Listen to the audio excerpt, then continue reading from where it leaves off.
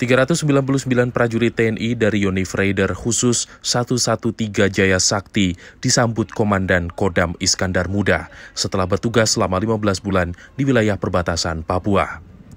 Penyambutan dilakukan di Pelabuhan Krueng Gekeh, Kecamatan Dewantara, Kabupaten Aceh Utara, Provinsi Aceh pada Rabu 24 Mei.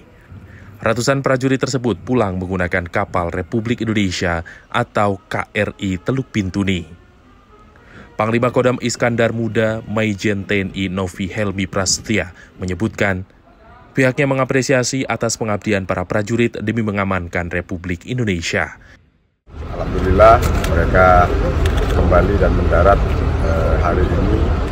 Ya, ini merupakan suatu kebanggaan karena memang 113 ini selama bertugas di sana cukup berhasil, ya begitu.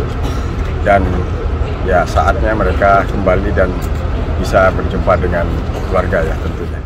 Sebelumnya prajurit yang diberangkatkan berjumlah 400 orang. Namun satu di antaranya gugur saat menjalankan tugas pada 31 Januari lalu di Kabupaten Puncak Jaya, Papua Tengah. Ia bernama Letda Infantri Rian Alverio Putra Perdana. Dari Kabupaten Aceh Utara, Provinsi Aceh, Trifani, Kantor Berita Antara, mewartakan. Siap gerak.